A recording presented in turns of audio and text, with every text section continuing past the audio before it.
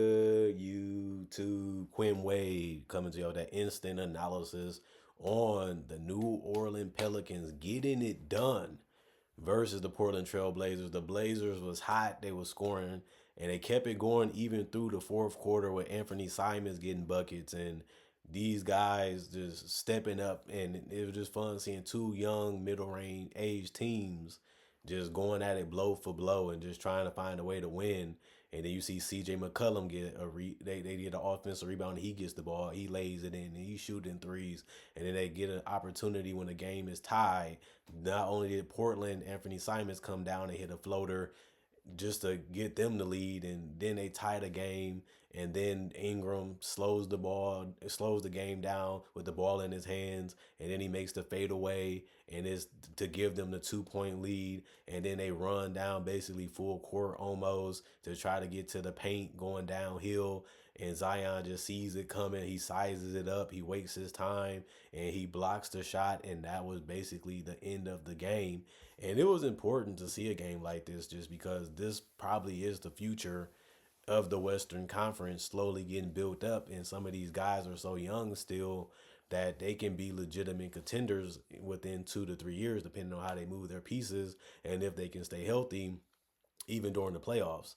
And seeing the Pelicans start off 2-0, this is something that we always say when Zion is healthy. Look at the record they usually have, and it's usually at the top of the West or one of the top four teams. We just haven't seen it enough. And Zion only played 29 minutes today, and he didn't really get that many touches. He got 15. He didn't convert too many of them either. 4 of 15. He was 0 of 1 from the 3 point line. He was 8 of 14 from the free throw line, but he did have a double double, 16 points, 11 rebounds. 3 of them was offensive out of that. He did have 7 assists too. He was getting the ball and zipping the passes right to guys. He also just had a keen eye for when to pass it because some of them led to another guy getting an opportunity, and that's just great offense, passing up a good shot for a great shot. And that's what they did even in the fourth quarter. And the thing about that was Portland started off this game 27-15.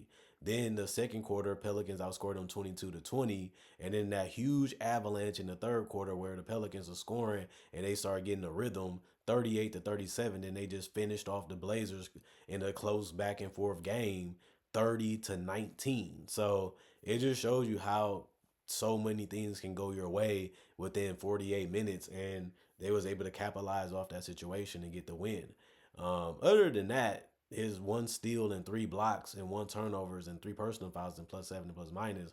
Zion Williamson showing you that he's using that athleticism for defensive purposes too this season, and I just hope he continues to do that because they need him to be that type of guy, to be the best Zion you can be with no excuses attached to whatever you're trying to do.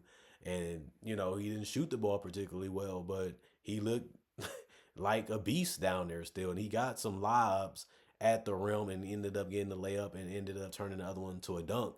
Just trying to give Zion some easy opportunities where he don't have to work so hard to score because centers are just as physical and just as big or even not taller than Zion, making it tough sometimes to finish because they can absorb the contact and still contest the shot, especially block it on top of that, which you can give credit to DeAndre Ayton for doing sometimes during this game.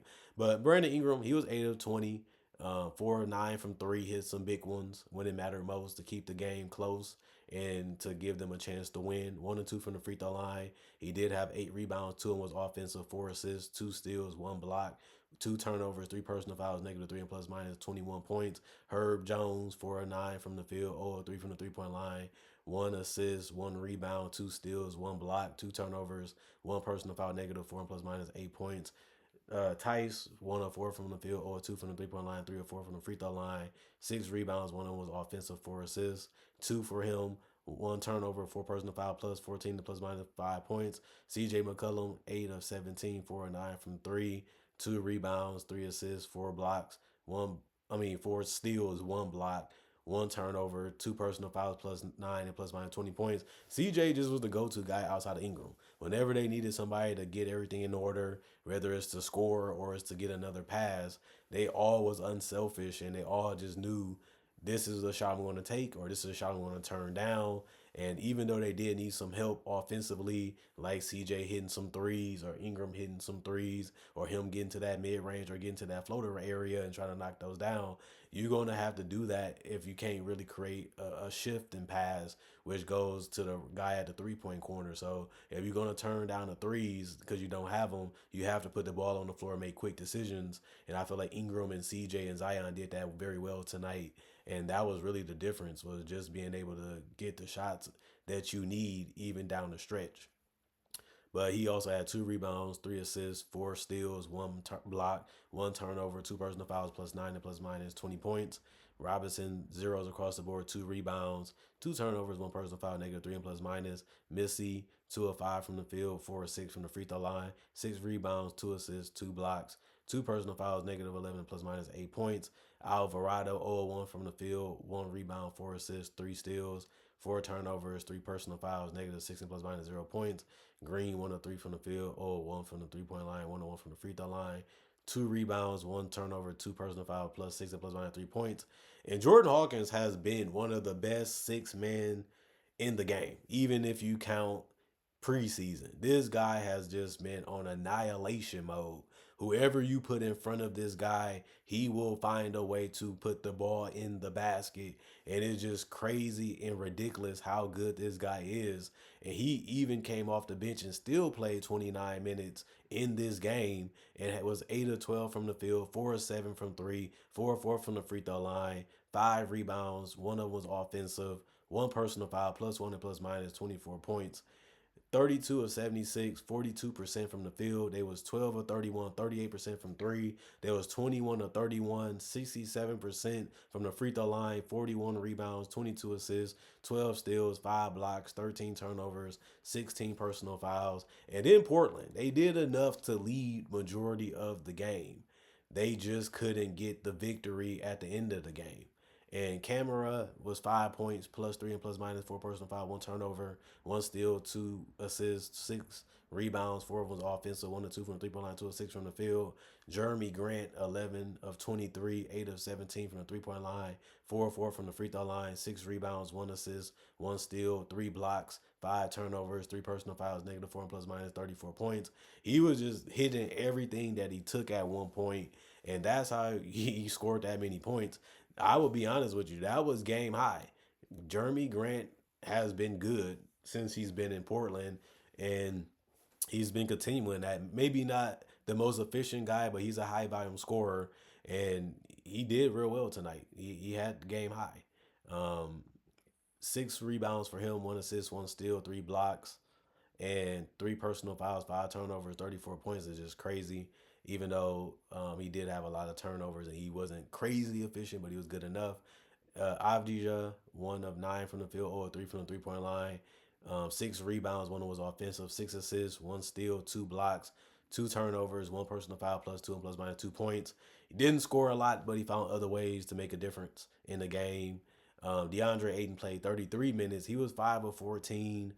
He did dominate on the boards, 15 rebounds tonight. Two of them was offensive, 2 assists, 2 blocks, 1 turnover, four personal fouls, negative two and plus minus 10 points. So a double double for him.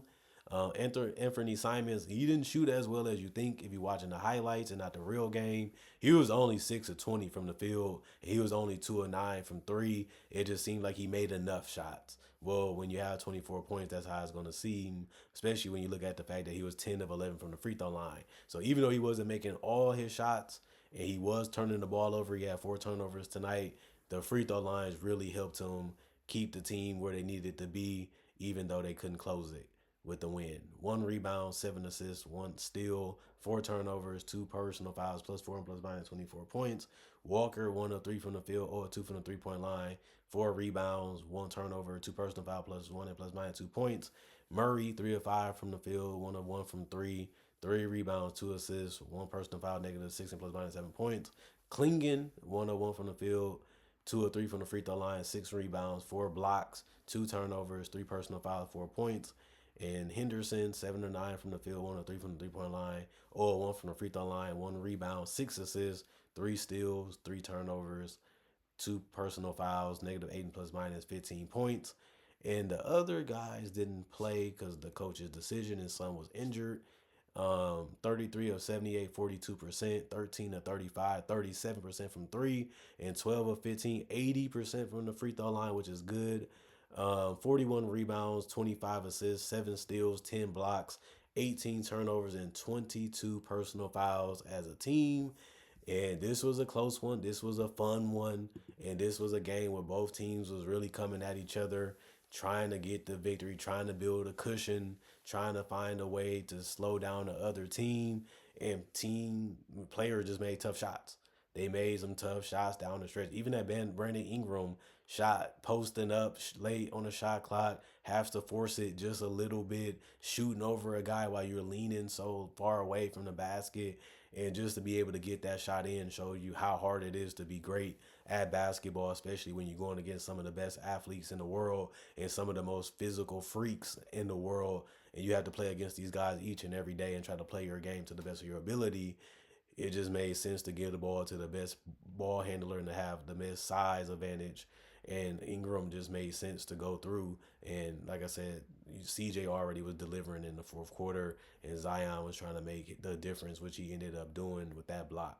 So I like what I saw. Had to highlight some things that was important. I want to see how New Orleans continues to play down the stretch and how they try to win games and how they perform and if they can stay healthy because I've been liking New Orleans the last 2 to 3 years and I've been liking what they've been doing. I just haven't seen enough of them together to get a clear mind of what they can actually be, and we haven't even seen it in the playoffs either, which is unfortunate. But I'm still keeping an eye out. I'm still looking. New Orleans fans, I'm still watching and seeing what y'all can really be and what y'all really can become. And y'all paid a lot of these guys. Y'all trying to keep a lot of these guys together. Makes sense when you get playoff spots without having your best player, but it's something that they have done multiple times. So we're going to see if Zion can stay healthy majority of this season and if he can find a way to fit better with this roster offensively. And then the sky is the limit for this team. Other than that, comment, like, subscribe, share, hit the notification bell for more analysis. And thanks for watching. Also, if you're new to the channel, I do tributes, breakdowns of legends and current players and rookies. And I do other videos of NBA variety. So if you love NBA content, basketball content, this is the channel for you because most people recommend it or like it. Also, like I said, like and subscribe if you're new to the channel. If you've been on the channel, just a quick reminder, more videos coming, a lot of them coming. They're going to keep coming. So keep checking every time I put some videos out throughout the day or whatever you get free time. Thanks for supporting the channel any way you can, even if it's just clicking and watching it for the first time. That's still some type of support. See you guys later Saturday, as this video should be up on Saturday, not Friday. And hope you guys have a good one.